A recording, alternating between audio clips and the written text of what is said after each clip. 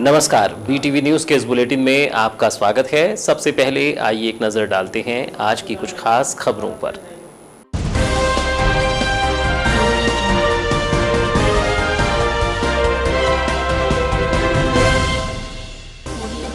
जिले में जारी है कोरोना का कहर। संक्रमण की वजह से टूट रही हैं सांसें। मोक्षधाम में लगातार जल रही चिताएं।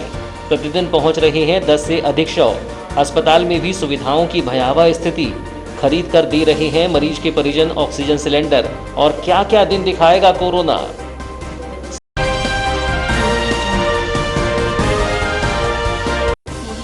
स्वास्थ्य सुविधाओं की कमी के बीच ऑक्सीजन की किल्लत। प्रतिदिन हो रही 40 ऑक्सीजन सिलेंडर की खपत।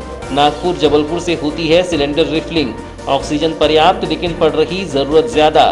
रोज कुआं खोदकर पानी पीने जैसे हालात।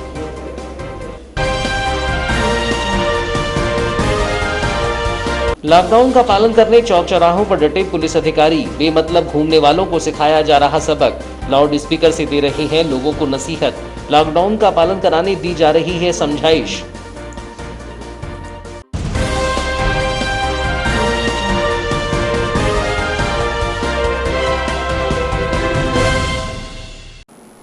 जिले में कोरोना अब विभीषिका बन रही है।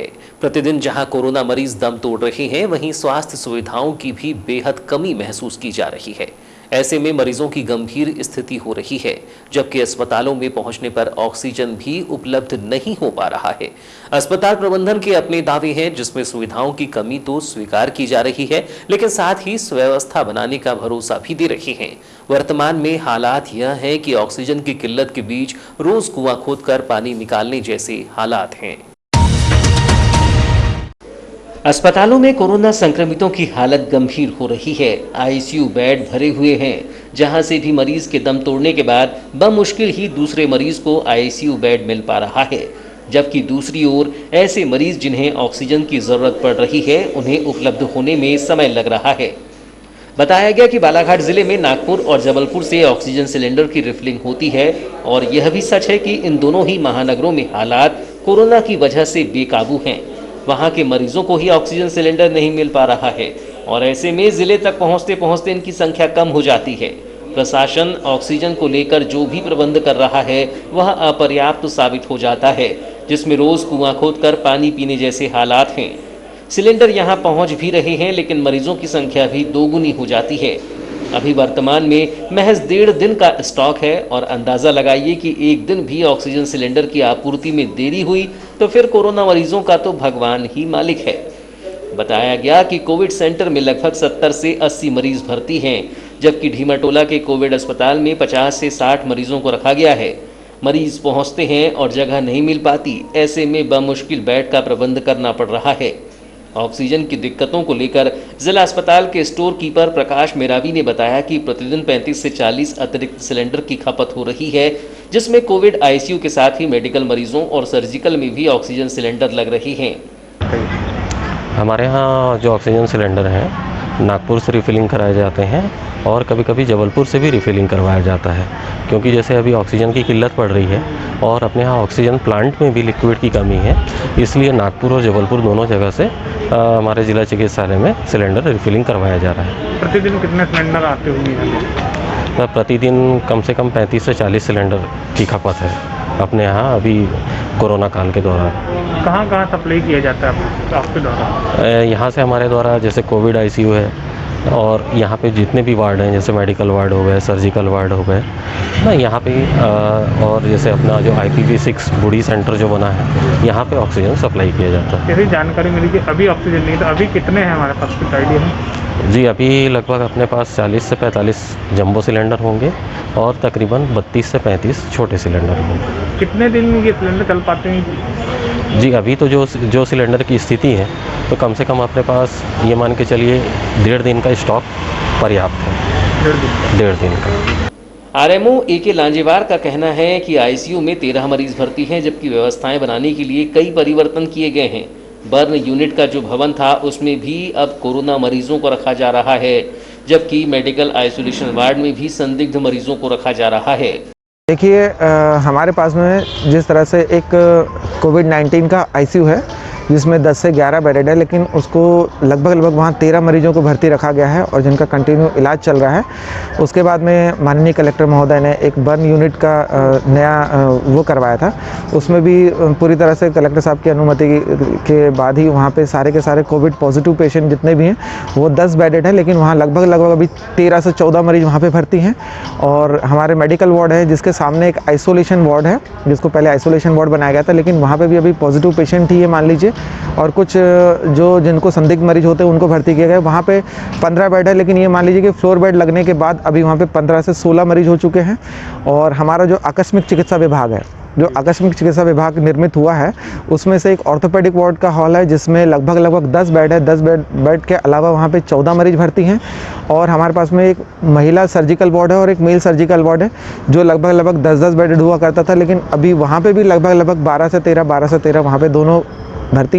ये मान लीजिए कि हमारे जिला अस्पताल में अभी लगभग 70 से 80 पूरे कोविड पॉजिटिव प्लस जो संदिग्ध मरीज है जिनको सांस लेने में तकलीफ हो रही है, बुखार आ रहा है, खांसी आ रही है, उन सभी मरीजों को भर्ती किया गया है और उनका रेगुलर चेकअप और उनकी जांच और किट से टेस्ट करके उनको तुरंत ही वार्ड में शिफ्ट किया जा रहा है। और एक IPC 6 जो कि ढीमरटोला में गवर्नमेंट ITI के पीछे है, वहाँ पे भी लगभग 50 से 60 मरीज के ऊपर भर्ती वहाँ पे। तो अभी वर्तमान स्थिति में पेशेंट आते हैं उनको भर्ती करने के लिए व्यवस्था? जी हाँ, हम देखिए ऐसा है कि जिला चिकित्सालय बालाघाट में जो भी मरीज आता है, हमारा तो यह है कि हमें उन्हें भर्ती करना है। हम उन्हें OPD पर्ची कटवाते हैं, IPD पर्ची कटवाते हैं और बिल्कुल उनको एडमिशन लेते हैं। लेकिन हम उनको ये बोल देते हैं कि बेडों की कमी है यहाँ पे, लेकिन हम फिर भी उन्हें भर्ती करते हैं और उनका इलाज शुरू करते हैं। जहाँ जगह मिलती है उन्हें हम वहाँ पे उसे रख लेते हैं, लेकिन भर्ती करने के लिए बिल्कुल भी जगह नहीं है। सर, ऑक्सीजन सिलेंडर की काफ़ी कमी बताई जा रही है, अभी क्या स्थिति है? हाँ, ऑक्सीजन सिलेंडर की जैसे कि बात किया जाए तो ऑक्सीजन सिलेंडर वैसे अभी यहाँ पे कुछ मात्रा में हमारे पास में मरीजों के पास में चल रहे हैं। कुछ छोटे सिलेंडर है, कुछ बड़े सिलेंडर है, लेकिन छोटे सिलेंडर जल्दी ख़त्म हो जाते हैं। इस कारण से हमें कभी कभी कमी महसूस होती है। हम अपने यहाँ स्टोर में बता के रखें कि हमें रेगुलर हर 6 से 10 घंटे में हमें कम से कम 5 से 10 सिलेंडर अवेलेबल करें, जिससे हम मरीजों को कंटिन्यू ऑक्सीजन के सिलेंडर लगा के ऑक्सीजन दे सकें। लेकिन फिर भी मरीजों के बढ़ती जनसंख्या को देखते हुए अभी हमारे पास में ऑक्सीजन सिलेंडर की भी थोड़ी कमी है। कोरोना महामारी में जैसे हालात बने हैं वह सभी इंतजाम को कमतर बना रही हैं। आईसीयू पूरी तरह भरा हुआ है। बिस्तरों और ऑक्सीजन की कमी की बात कही जाती है। ऐसे में प्रतिदिन हो रही कोरोना संक्रमितों की मौत भी इस भयावह स्थिति को और डरावना बनाती है।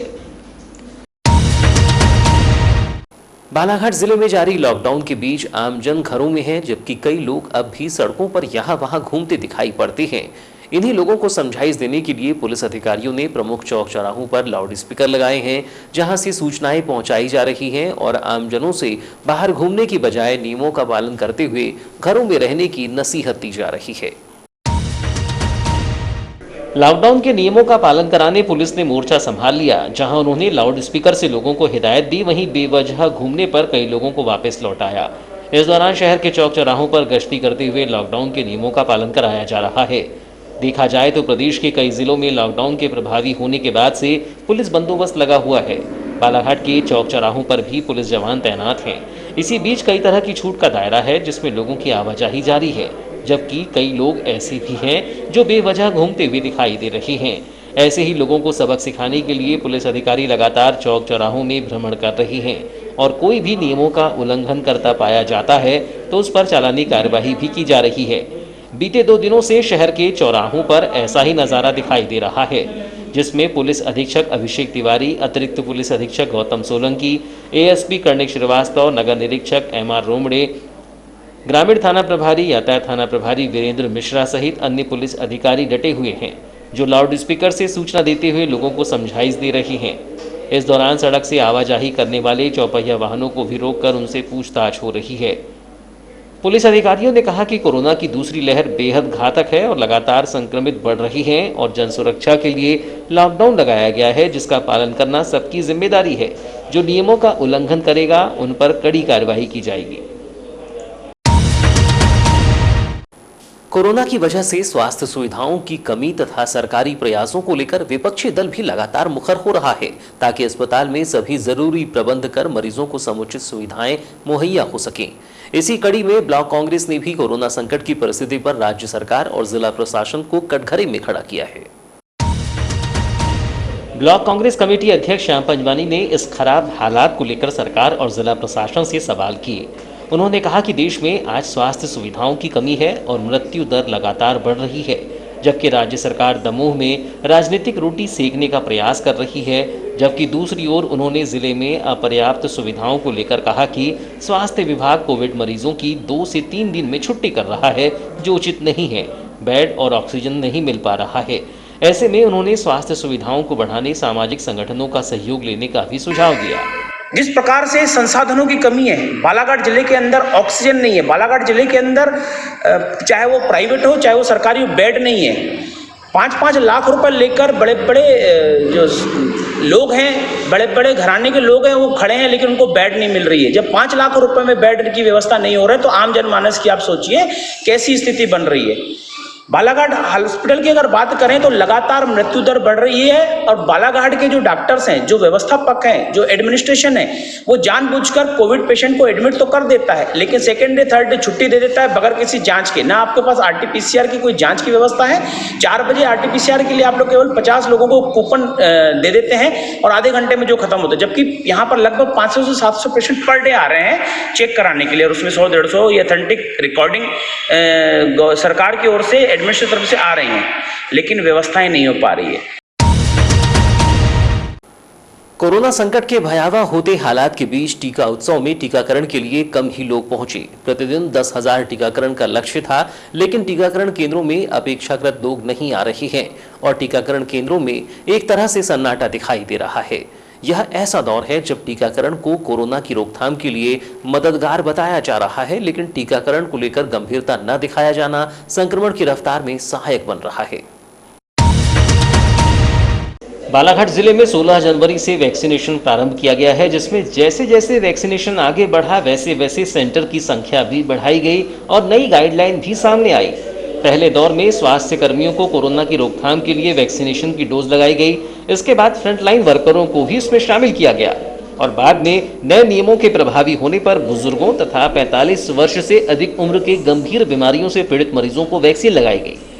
अब तक चली आ रही वैक्सीनेशन प्रक्रिया में बालाघाट जिले में बेहतर कार्य किया गया है, लेकिन बीते दिनों से लॉकडाउन के प्रभावी रहने के कारण टीकाकरण की रफ्तार कम हुई है। एक समय टीकाकरण के लिए शहरी क्षेत्रों में नए केंद्र बनाए गए थे, लेकिन यहां पहुंचने में भी लोगों ने रुचि नहीं दिखाई और इसे बंद करना पड़ा। अब तक टीकाकरण की बात की जाए तो जिले में 1,76,610 लोगों को जीवन रक्षक डोज दी गई है, जिसमें 1,58,233 लोगों को पहली तथा 18,377 को दूसरी डोज लग पाई है। गुरुवार 15 अप्रैल को जिले के 48 केंद्रों पर टीकाकरण किया गया, जिसमें 3,500 लोगों ने टीका लगवाया।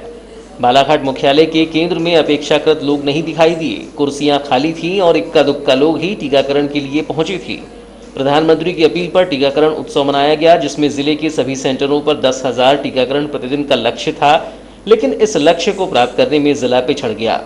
जिले में वैक्सीनेशन को लेकर लोगों में टीका लगाने उत्साह नहीं दिख रहा है, जबकि जब वैक्सीनेशन शुरू हुआ था तो लोगों में टीका लगाने कई तरह का भ्रम था और टीकाकरण केंद्रों तक नहीं पहुंच रही थी।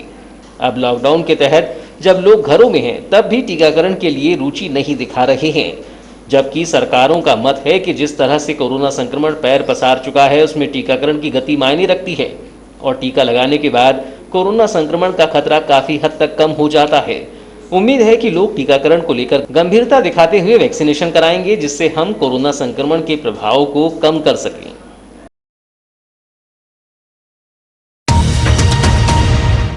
स्वास्थ्य विभाग के पास सीमित संसाधनों के बीच नई व्यवस्थाएं बनाई जा रही हैं और इन व्यवस्थाओं को बनाने में थोड़ा वक्त लग रहा है।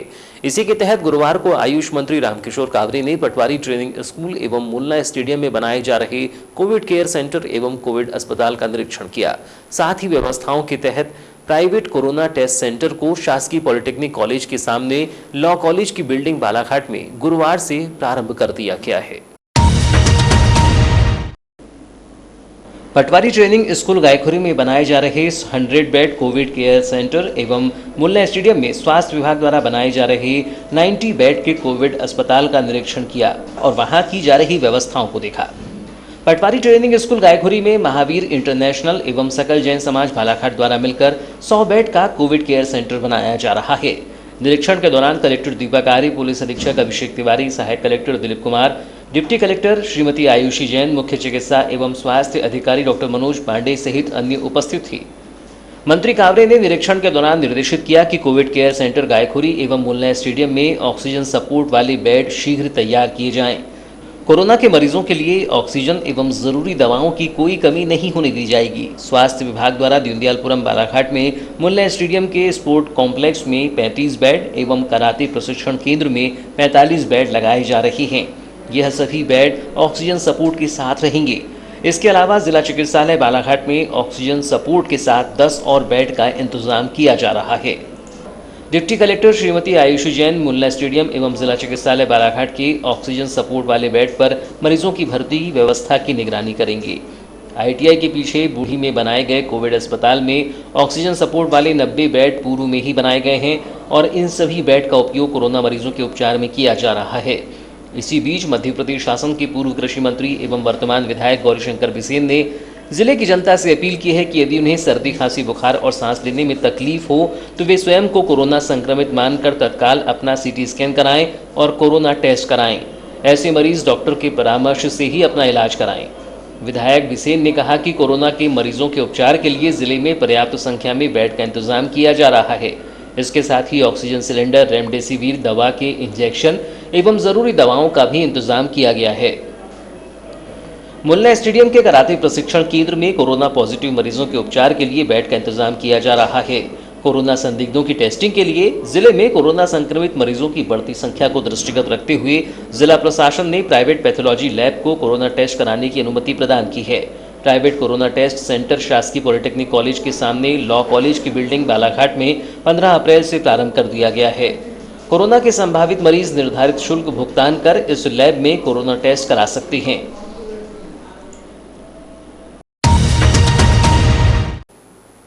तेजी से बढ़ते कोरोना संक्रमण के बीच मरीजों की संख्या भी लगातार बढ़ती जा रही है। 14 अप्रैल को प्राप्त रिपोर्ट में जिले के 114 मरीजों के सैंपल कोरोना पॉजिटिव पाए गए हैं। इस प्रकार जिले में कोरोना के एक्टिव मरीजों की संख्या बढ़कर 915 हो गई है। मुख्य चिकित्सा एवं स्वास्थ्य अधिकारी डॉक्टर मनोज पांडे ने बताया कि बालाघाट जिले में 14 अप्रैल तक कुल 4,539 मरीज कोरोना पॉजिटिव पाए गए हैं। इनमें से 3,602 मरीज ठीक होकर अपने घर जा चुके हैं। 14 अप्रैल को 29 मरीजों के ठीक होने पर इन्हें डिस्चार्ज कर दिया गया। 14 अप्रैल को कोरोना के एक मरीज की मृत्यु हो गई। इस प्रकार जिले में 14 अप्रैल तक 22 मरीजों की मृत्यु हो चुकी है। कोरोना पॉजिटिव 915 मरीजों में से 795 मरीजों को होम आइसोलेशन में रखा गया है। 80 मरीजों को अस्पताल के आइसोलेशन बेड पर रखा गया है। 27 मरीजों को ऑक्सीजन सप्लाई वाले बेड पर और 13 मरीजों को ICU में रखा गया है। बालाघाट जिले में 14 अप्रैल तक कोरोना टेस्ट के लिए 97,144 सैंपल लिए जा चुके हैं। स्वास्थ्य विभाग ने बताया कि जिले में जिन मरीजों में कोरोना संक्रमण पाया जा रहा है उनमें 15 से 45 वर्ष आयु के बच्चों और लोगों की संख्या बहुत अधिक है और 60 वर्ष से अधिक की आयु के लोगों की संख्या बहुत कम है। इससे प्रतीत हो रहा है कि जिले में 60 वर्ष से अधिक की आयु के अधिकांश लोगों को कोविड वैक्सीन का टीका लगाया जा चुका है, जिसके कारण वे संक्रमित नहीं हो रहे हैं या बहुत कम संख्या में संक्रमित हो रहे हैं। कोरोना संक्रमण के फैलते हुए प्रभाव को रोकने के लिए शासन द्वारा जारी कोरोना कर्फ्यू के बीच कलेक्टर बालाघाट द्वारा जारी किए गए दिशा निर्देशों पर नगर व क्षेत्र में लॉकडाउन लागू किया गया है, जिसमें कुछ आवश्यक कार्यों के लिए छूट भी दी गई है। लेकिन वारासिवनी नगर व क्षेत्र में यह छूट देर से लागू होने के कारण आक्रोशित नगर के सब्जी विक्रेताओं ने बैठक लेकर नाराजगी जताई। बैठक में यह निर्णय लिया गया कि अनुविभागीय दंडाधिकारी संदीप सिंह द्वारा सब्जी विक्रेताओं को 2-3 दिन तक टोटल सब्जी दुकान बंद रखने को कहा गया है, जिसका सब्जी व्यापारियों द्वारा विरोध प्रकट करते हुए अनिश्चित काल के लिए सब्जी बाजार बंद करने का निर्णय लिया गया है। 2 दिन बाद भी अनुमति नहीं मिलने से सब्जी व्यापारियों में खासी नाराजगी है। बता दें कि कोरोना महामारी से सभी व्यापारियों के व्यापार चौपट हैं। 2 दिन पहले सभी सब्जी विक्रेताओं ने तहसील कार्यालय पहुंचकर अनुविभागीय दंडाधिकारी संदीप सिंह से मुलाकात की। उस समय संदीप सिंह ने भी सब्जी व्यापारियों को टोटल 2 दिन अपनी अपनी दुकानें बंद रखने को कहा था, मगर 2 दिनों से अधिक का समय बीत जाने के बाद भी अभी तक इन्हें दुकान खोलने की अनुमति नहीं दी गई, जिससे सभी सब्जी विक्रेताओं में आक्रोश पनप रहा है और बैठक कर ये निर्णय लिया गया कि सभी सब्जी विक्रेता अनिश्चित काल के लिए अपनी अपनी दुकानें बंद रखेंगे। सब्जी व्यापारियों की हड़ताल के चलते उपभोक्ता सब्जी के लिए परेशान होते रहे। अनिश्चित काल के लिए सभी सब्जी दुकानें बंद रहेंगी। सब्जी व्यापारी जगदीश सेवलानी ने बताया कि 3-4 दिनों से सब्जी की दुकानें बंद हैं। एसडीएम साहब ने कहा था कि 2 दिन और रुक जाओ, व्यवस्था बनाई जाएगी, लेकिन कोई भी ध्यान नहीं दिए जाने से सभी सब्जी व्यापारियों द्वारा ये निर्णय लिया गया कि अनिश्चित काल के लिए सभी सब्जी दुकानें बंद रहेंगी। आज हम सब्जी वालों ने इस संदर्भ में बैठक रखे थे कि जो हमारी जो सब्जी की दुकानें बंद हैं, 3-4 दिन से हमारी सब्जी की दुकानें बंद हैं। हम एसडीएम साहब के पास गए थे तो एसडीएम साहब ने बोले कि आप 2 दिन रुक जाइए, मैं आपकी व्यवस्था बना लूँगा।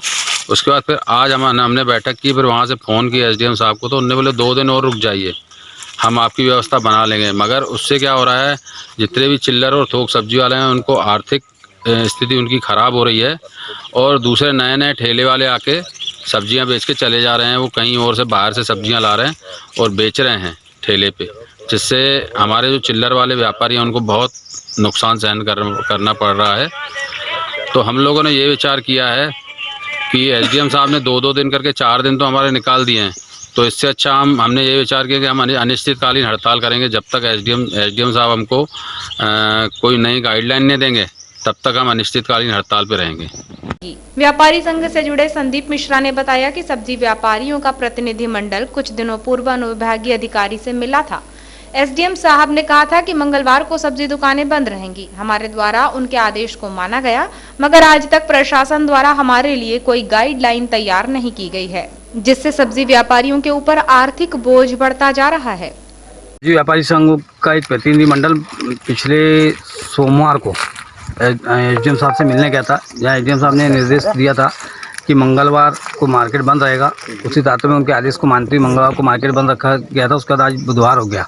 प्रशासन द्वारा आज तक कोई गाइडलाइन तैयार नहीं की गई है, जिससे हम सब्जी व्यापारियों के ऊपर काफ़ी आर्थिक बोझ बढ़ता जा रहा है।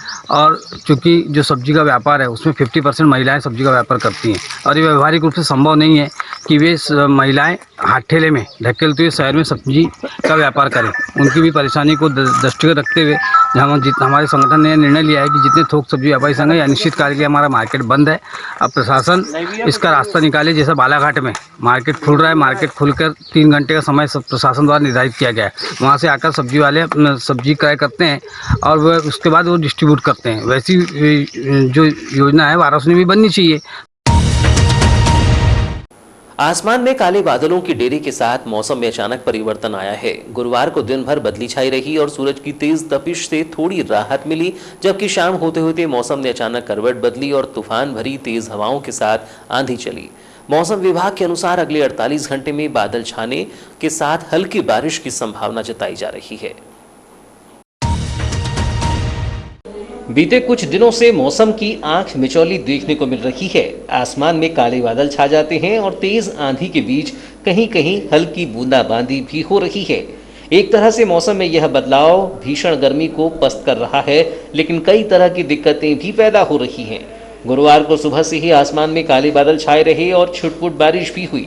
किसानों की चिंता भी बढ़ रही है, क्योंकि खेतों में फसलों को अचानक बारिश से नुकसान होने का अनुमान है। वहीं स्वास्थ्य को लेकर भी लोग चिंतित बने हुए हैं, जिसमें मौसम में परिवर्तन कई तरह की बीमारियों का कारक बनता है। ऐसे में मौसम विभाग का मानना है कि अभी कुछ दिन मौसम का यही मिजाज रहेगा और आंधी तूफान के साथ बारिश की भी आशंका जताई जा रही है। तो ये थी अब तक की खबरें। नई खबरों के साथ एक बार फिर हम हाजिर होंगे। तब तक के लिए दीजिए इजाजत। नमस्कार।